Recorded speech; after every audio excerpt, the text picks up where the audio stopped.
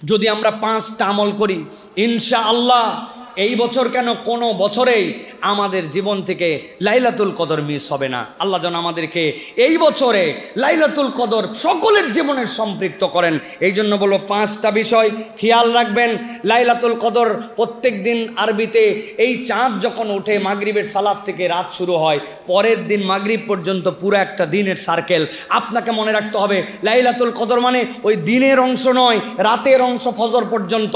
1 নম্বর, এই লাইলাতুল কদরের দশক থেকে কোনোভাবে যেন আমার দান সাদাকা মিস না হয়। আপনি সাধ্যের মধ্যে প্রত্যেক দিন কিছু না কিছু দান করবেন, আপনার স্ত্রীকে, আপনার বাড়ির ফ্যামিলি মেম্বারদেরকে দান করাবেন। প্রত্যেক দিন মিসকিন না থাকতে পারেন, বাড়ির মধ্যে একটা সাদাকা বক্স প্রয়োজনে বানায় রাখবেন, যে লাইলাতুল কদরের রাত আসছে, আমি 10, 20, 50 টাকা ওখানে ফেলি নাই, লোক পাই নাই, কিন্তু তাই বলে দান যেন মিস না হয়। আপনি দানের নিয়তে রেখে দিয়েছেন। এই লাইলাতুল কদরে কোনো ব্যক্তির কোনোভাবে কোনো রাত্রে কোনো দান হবে না, এটা যেন সম্ভব আমাদের মধ্যে থেকে যেন কোনো সময় এরকম যেন না হয়। এটা 1 নম্বর আমল। ইনশাআল্লাহ যদি আমরা এইটা করি, খয়রুম মিন আলফি শাহর, মিনিমাম 84 বছর আপনি যদি ধারাবাহিক নন স্টপ দান করেন, ভালো করে বুঝেন, 84 বছর নন স্টপ দান, 1 সেকেন্ড বন্ধ রাখেন নাই, দান করেই যাচ্ছেন, সেটা যে পরিমাণ আজকে করছেন ওই পরিমাণ 84 বছর ধারাবাহিক করছেন, কোনো ঘুম নাই, কোনো প্রস্রাব নাই, ব্রেক নাই। আল্লাহ বলছেন এই 84 বছর ধারাবাহিক দান করলে যে সওয়াব, আল্লাহ ওই আমল নামায় নিম্নে এইটা দিবেন, উপরে কত দিবেন আল্লাহ জানেন। 1 নম্বর, তাহলে আমার কোনো রাত্রে দান সাদাকা মিস যাবে না। 2 নম্বরে, প্রত্যেক দিন কমসে কম 4 রাকাত সালাত আদায় করব, কোনোভাবে যেন আমার সালাত মিস না হয়। তারাবি পড়েছি, আমি বিতের পড়েছি, এশা পড়েছি, কিন্তু এইগুলো তো আমার লাইলাতুল কদরের নামাজের নিয়তে নয়, অথবা লাইলাতুল কদরের নিয়তে আমি 2 রাকাত, 4 রাকাত, 6 রাকাত, 8 রাকাত, আরে সাহারিতে কেবল পানি খেয়ে সাহারি খাবো, প্রয়োজনে কিছু না খেলে একটা খেজুর খেয়ে থাকবো, কিন্তু আমার যেন কদরের নিয়তে সালাতটা মিস না হয়। আপনার ওঠার পরে প্রথম টার্গেট হবে এইটা, 2 নম্বর। 3 নম্বরে, প্রত্যেক দিন দরুদ এবং সালাম পাঠ করা।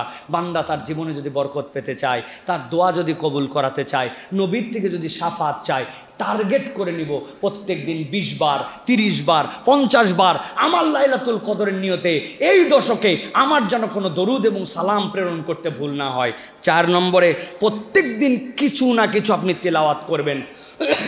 যে কয়দিন লাইলাতুল কদর পাবো, আমার মোবাইলের মধ্যে থেকে কোরআন শরীফ পড়া, অথবা আমি মাসহাব দেখে কোরআন শরীফ পড়া, কিছু নাই, কিন্তু লাইলাতুল কদরের নিয়তে উঠি না, এশার নামাজের পরে আলাম তারা থেকে সূরা নাস পর্যন্ত আমার মুখস্থ আছে, লাইলাতুল কদরের নিয়তে ওই রাত্রে আমি 10টা সূরা, 2টা সূরা যতটুকু পারি, কিন্তু কোরআন তেলাওয়াত যেন আমার মিস না হয়। 5 নম্বরে যেটা বলবো প্রিয় ভাইয়েরা, প্রত্যেক দিন আমার একটা দোয়া করতে হবে। নবী করিম সাল্লাল্লাহু আলাইহি ওয়াসাল্লাম যে দোয়া শিখিয়েছেন, হযরত আয়েশা সিদ্দিকা রাদিয়াল্লাহু তাআলা আনহা থেকে যে দোয়াটি বর্ণিত হয়েছে, এই দোয়া মুখস্থ করে আমাকে প্রত্যেক দিন করতে হবে। আল্লাহুম্মা ইন্নাকা আফুন তুহিব্বুল আফওয়া ফাআফু আন্নি। আর লাইলাতুল কদর পাওয়ার জন্য সর্বশ্রেষ্ঠ আমল হচ্ছে আপনার আমার জন্য ইতিকাফ করা। যেই বান্দা ইতিকাফে আল্লাহর ঘরে ঢোকে, ওই বান্দা লাইলাতুল কদর মিস হওয়ার কোনো চান্স নাই। প্রিয় ভাইরা, প্রত্যেক দিন জান সাদাকা, প্রত্যেক দিন সালাত, দরুদ সালাম, প্রত্যেক দিন তেলাওয়াত, প্রতি রাত্রে দোয়া, আর সাধ্যের মধ্যে থাকলে ইতিকাফ। ইনশাআল্লাহ এই আমল যদি আমরা করি, আল্লাহ রাব্বুল আলামিন আপনাকে আমাকে লাইলাতুল কদর থেকে বঞ্চিত করবেন না। আল্লাহ দেওয়ার জন্যই এটা দিয়েছেন, শুধু আল্লাহ দেখতে চান আমার বান্দা একটু প্রচেষ্টা করতেছে কিনা। প্রচেষ্টা যদি করি ইনশাআল্লাহ পেয়ে যাব। আল্লাহ যেন আমাদেরকে তৌফিক দান করেন। এই একটা রাত উদ্দেশ্য করে আল্লাহর নবী আলাদা সালাতের কথা বলেছেন। কেউ যদি এই সালাত আদায় করে, তার অতীতের সকল গুনাহ খাতা আল্লাহ মাফ করে দিবেন। সুবহানাল্লাহ। এখন কোন সূরা দিয়ে পড়ব? কোনো সূরা নির্ধারিত নাই যে আপনাকে সূরা ফাতিহার পরে এরপরে ইন্না আনজালনাহু ফি লাইলাতুল কদর 10 বার পড়তে হবে, ইখলাস 10 বার পড়তে হবে, না।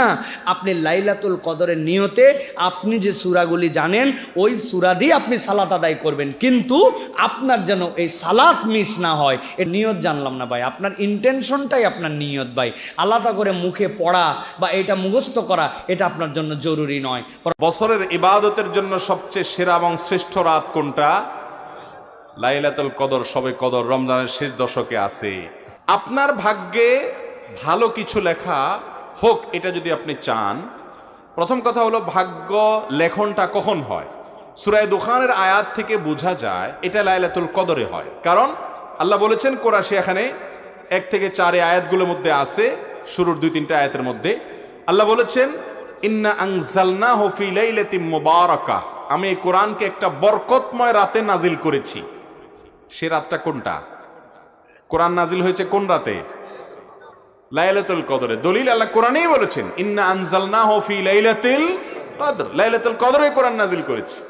তাহলে যেই রাতে কোরআন নাজিল করেছি, আল্লাহ এর পরের আয়াতে বলছেন ফিহা ইউফরাকু কুল্লু আমরিন হাকিম, সে রাতে সব গুরুত্বপূর্ণ বিষয়গুলো ধার্য করা হয়, ফরক করা হয়। তাহলে ভাগ্য নির্ধারণটা হয় মূলত লাইলাতুল। এবার আসি মূল বিষয় যে ভাগ্য সুপ্রসন্ন হবে কিভাবে। আল্লাহ আপনার কপালে ভালো কিছু লিখবেন কি করলে? নাম্বার 1, আপনি যখন আল্লাহর প্রতি ঈমান আনবেন, আপনার মধ্যে যখন তাকওয়া থাকবে, তাকওয়া আল্লাহর কথা মেনে চলার মানসিকতা থাকবে, হালাল হারাম বাজ বিচার করে চলার চেতনা আপনার অন্তরে থাকবে, এই ব্যক্তির জিন্দেগিতে আল্লাহ তাআলা বরকত খুলে দিবেন। কোরআনে আল্লাহ ওয়াদা করেছেন ওয়ালাউ আন্না আহলাল কুরা আমানু ওয়াত্তাকাউ লাফাতাহনা আলাইহিম বারাকাতিম মিনাস সামা, যদি ঈমান এবং তাকওয়া আনে কোন জনপদ, কোন এলাকার মানুষেরা আল্লাহর প্রতি বিশ্বাস রাখে আর অন্তরে তাকওয়া থাকে, তাদের জন্য আসমানের সমস্ত বরকতের দুয়ার আমি খুলে দিব। আপনি যদি সুখ এবং শান্তি চান, আপনার ভাগ্যে কল্যাণটা লেখক আল্লাহ তাআলা, সুখটা লেখক আল্লাহ তাআলা, যদি চান আল্লাহর প্রিয় বান্দা হওয়ার চেষ্টা করেন। নাম্বার 2, আত্মীয়তার বন্ধন রক্ষা করা, এটা ভাগ্য সুপ্রসন্ন হওয়া, কপালে ভালো কিছু লেখা হওয়ার অন্যতম একটা বড় কারণ। নবী করিম সাল্লাল্লাহু আলাইহি ওয়াসাল্লাম বলেছেন বুখারীর হাদিসে, মান সাররাহু আন ইউবসাতা লাহু ফি রিজকিহি আও ইউনসালাহু ফি আসারিহি ফালিয়াসিল রাহিমা, যে ব্যক্তি চায় তার রিজিক আল্লাহ তাআলা অনেক বাড়িয়ে দেখ, রিজিকে বরকত হোক, কল্যাণ হোক, তার হায়াত এবং জীবনে বরকত হোক, এটা যদি কেউ চায় তাহলে সে যেন আত্মীয়তার বন্ধনগুলো রক্ষা করে।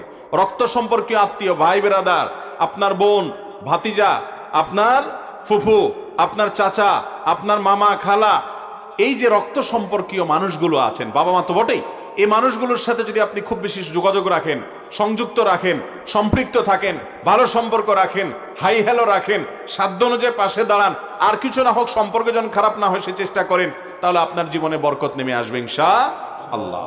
তৃতীয়ত, আপনার ভাগ্যে ভালো কিছু লেখা হবে যদি আপনি আল্লাহর প্রশংসা করতে শিখেন, শুকরিয়া আদায় করতে শিখেন। আল্লাহ বলেছেন লা ইন শাকারতুম লা আযীদান্নাকুম, যদি তোমরা আমার কোনো নিয়ামত পাওয়ার পর কৃতজ্ঞতা আদায় করো, আলহামদুলিল্লাহ বলো, শুকর আদায় করো, যে নিয়ামত পাইছো এটাকে আমি আরো বাড়াই দিব। অতএব যা পেয়েছেন, আল্লাহ যা দিয়েছে, অন্যকে কি দিয়েছে এটা নয়, আপনাকে যা দিয়েছে এজন্য মন খুলে আল্লাহকে শুকর আদায় করে বলেন আল্লাহ অনেকে তো এটাও পায় নাই, আমি যেটা পেয়েছি, অতএব আপনি যে দিয়েছেন এজন্য আপনার প্রশংসা। এই প্রশংসা করা মানে হলো আপনার নিয়ামত আরো বৃদ্ধি হয় ইনশাআল্লাহ। 4 নম্বর হলো সাদাকা করা, দান। দানে ধন বাড়ে। যারা অভাবে আছেন আপনার সাধ্য অনুযায়ী কিছু কিছু দান করেন, গরিব মানুষকে, অভাবী মানুষকে, কল্যাণের পথে একটু একটু দান করেন। আপনি 1000 টাকা আছে, 10 টাকা দান করেন। দান যত করবেন আল্লাহ তাআলা তার ধনকে বাড়িয়ে দেয়, সম্পদকে বাড়িয়ে দেয়। আর কৃপণ এই ব্যক্তি দেখা যায় হয়তো অনেক পয়সা করি আছে, সে সবসময় ভিখারির মতো, তার টান থাকে, অভাব থাকে, কখনো অভাব দূর হয় না। এই জন্য বরকত এবং আপনার জীবনে, আপনার ভাগ্যে ভালো কিছু লেখা হবে তখন যখন আপনি দান দক্ষিণা করার মানসিকতা রাখবেন। এবং নাম্বার 5 এবং সর্বশেষ এই নাম্বারটি বলবো, সেটা হলো বেশি বেশি আল্লাহর কাছে ইস্তেগফার করা। এটা জীবনে বরকত নাজিল হওয়ার কারণ। ইস্তেগফারের জীবনে সবচেয়ে বেশি বরকত আসে। সব সময় নিজের ভুল স্বীকার করে আল্লাহর কাছে ক্ষমা চাইবেন, আল্লাহ আমারই ত্রুটি, আমারই ভুল, কত ত্রুটি আছে আমি জানি না, হয়তো নিজের ভুলে কথা স্বীকার করবেন, আল্লাহ আপনি মাফ করে দেন, আস্তাগফিরুল্লাহ ওয়া আতুবু ইলাইহি, আস্তাগফিরুল্লাহ ওয়া আতুবু ইলাইহি। যত ইস্তেগফার করবেন জীবনে তত ভালো কিছু আপনার ভাগ্যে লেখা হবে, জীবনে বরকত আসবে ইনশাআল্লাহ। রাসূলুল্লাহ সাল্লাল্লাহু আলাইহি ওয়াসাল্লাম কদরের রাতগুলোতে কি কি ইবাদত করতেন? আমি খুঁজে 5টা আমলের কথা পেয়েছি বিশেষভাবে, কমন যে আমলগুলো সেগুলো তো ছিলই, বিশেষভাবে 5টা কাজ রাসূল সাল্লাল্লাহু আলাইহি ওয়াসাল্লাম এই কদরের রাতে করতেন। 1 নম্বর কাজ হচ্ছে তিনি সারা রাত জেগে ইবাদত করতেন এবং পরিবারের লোকদেরকে ঘুমোতে দিতেন না, উঠিয়ে দিতেন। বছরের অন্য কোনো সময়ে সারা রাত জেগে ইবাদত করার কোনো নজির রাসূল সাল্লাল্লাহু আলাইহি ওয়াসাল্লামের জীবনে ছিল না, সব রাতে ঘুমাতেন। রাসূল সাল্লাল্লাহু আলাইহি ওয়াসাল্লামের দৈনন্দিন অভ্যেস ছিল তিনি এশার পরেই তাড়াতাড়ি ঘুমিয়ে পড়তেন আর মিড নাইটে উঠতেন। রাসূল সাল্লাল্লাহু আলাইহি ওয়াসাল্লামের কর্মদিবস শুরু হতো মিড নাইটে, আমাদের তো সকালে আরো অনেক পরে শুরু হয়। রাসূল সাল্লাল্লাহু আলাইহি ওয়াসাল্লামের কর্মদিবস শুরু হতো বেসিক্যালি মিড নাইটে। এশার পরে কথাবার্তা না বলে আগে ঘুমোতে যেতেন, মিড নাইটে উঠতেন, কিন্তু ঘুমাতেন, ঘুম ছাড়া রাত কাটাতেন না। সারা বছরের এটা ছিল যে এশার পর পরে ঘুমোতে যেতেন, except the last 10 days of Ramadan. রমাদানের শেষ 10 রাতে রাসূল সাল্লাল্লাহু আলাইহি ওয়াসাল্লাম ঘুমাতেন না। এই 10 দিনের ব্যাপারেই পাওয়া যায় সারা রাত জেগে তিনি ইবাদত করতেন। 2 নাম্বার হচ্ছে ইতিকাফ করা। রাসূলুল্লাহ সাল্লাল্লাহু আলাইহি ওয়াসাল্লাম রমাদানের শেষ 10 দিন ইতিকাফ করতেন। আমাদের আয়েশা রাদিয়াল্লাহু তাআলা আনহা বলেন, কানা ইয়াতাকিফুল আশরাল আওয়াখির মিন রমাদান, রমাদানের শেষ দশকে তিনি ইতিকাফ করতেন। তারপরে ওনার স্ত্রীরা ইতিকাফ করেছেন। 3 নাম্বার হচ্ছে রাসূল সাল্লাল্লাহু আলাইহি ওয়াসাল্লাম এবং জিবরাইল আলাইহিস সালাম যৌথভাবে কোরআন রিভিশন করতেন। খুব ইন্টারেস্টিং। সারা বছর যেটা নাজিল হতো, রমাদানে জিবরাইল আলাইহিস সালাম রাসূল সাল্লাল্লাহু আলাইহি ওয়াসাল্লামকে শোনাতেন, রাসূল সাল্লাল্লাহু আলাইহি ওয়াসাল্লাম আবার জিবরাইল আলাইহিস সালামকে শোনাতেন। তো এই শেষ দশকের রাতগুলোতে আমরা যেন বেশি বেশি কোরআন পড়ি, কোরআন তেলাওয়াত, কোরআনিক রেসাইটেশন হতে পারে, কোরআনের অর্থ পড়া হতে পারে, তাদাব্বুরে কোরআন হতে পারে, কোরআনের হালাকায় জয়েন করা হতে পারে, ইন ইটস এনি ফর্ম আমরা যেন কোরআনের সাথে অ্যাটাচমেন্টটা বাড়াই লাস্ট 10 days অফ রমাদানে। 4 নাম্বার, কিয়ামুল লাইল করা। রাসূল সাল্লাল্লাহু আলাইহি ওয়াসাল্লাম কিয়ামুল লাইল করতেন এবং কিয়ামুল লাইল শব্দটাকে রাসূল সাল্লাল্লাহু আলাইহি ওয়াসাল্লাম কদরের সাথে জুড়ে দিয়েছেন। সহিহ বুখারীর বর্ণনায় তিনি বলেছেন, মান কামা লাইলাতাল কদরি ঈমানা ওয়া ইহতিসাবা গুফিরা লাহু মা তাকাদ্দামা মিন যামবি।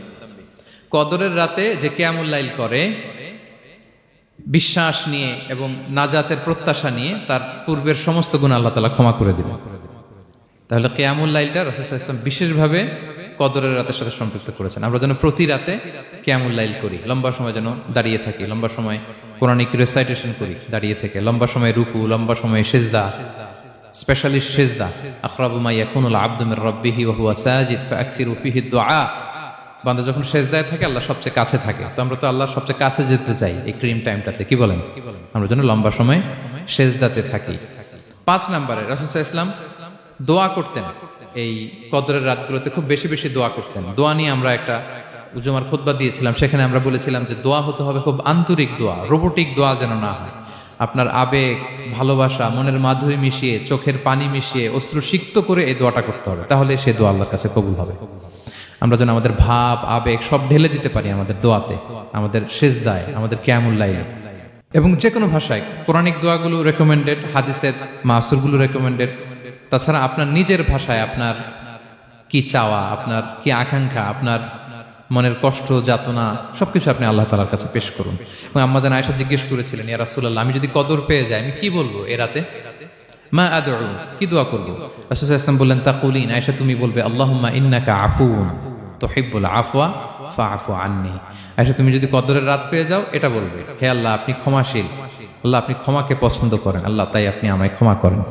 হে আল্লাহ আপনি ক্ষমাশীল, আপনি ক্ষমাকে পছন্দ করেন, আল্লাহ আপনি আমাকে ক্ষমা করেন। এই দোয়াটা আমরা যেন বেশি বেশি করি। ইসলামের শেখানো দোয়াগুলো এটা হচ্ছে মানে very precise in wording but comprehensive in meaning. এটার অর্থ, এটার আবেদন এটা অনেক বেশি। আমি অনেক 10টা-20টা বাক্য বলে এত সুন্দর কথা মিলাতে পারবো না। রাসূল ইসলাম যেটা শিখিয়ে দিয়েছেন, আগে আল্লাহর প্রশংসা করলাম, আল্লাহ আপনি ক্ষমাশীল, আবারও প্রশংসা, আল্লাহ আপনি তো ক্ষমা করাকে পছন্দ করেন। যেটা আপনি পছন্দ করেন না ওইটা তো চাচ্ছি না, যেটা আপনার পছন্দ, যেটা আপনি করতে ভালোবাসেন, গাফিরিজ যামবি ওয়া কাবিলিত তাওব, আপনি ক্ষমা করাকে পছন্দ করেন, তওবা কবুলকে আপনি পছন্দ করেন, তো সেটাই তো চাচ্ছি আপনার কাছে, আপনি আমার তওবা কবুল করুন, আল্লাহ আপনি আমাকে ক্ষমা করুন। সো এই দোয়াটা প্রত্যেক রাতে যেন আমরা বেশি বেশি করি। সম্মানিত সুধী, রমাদানের পরেও সে মেহেরবান আল্লাহ তাআলা কিন্তু আমাদের জন্য আছেন। তিনি প্রতি রাতে শেষ রাতে নেমে আসেন, এসে ডাকতে থাকেন, কার ক্ষমা লাগবে ক্ষমা চাও, ক্ষমা করব। কে বিপদে পড়েছ বলো, আমি উদ্ধার করব।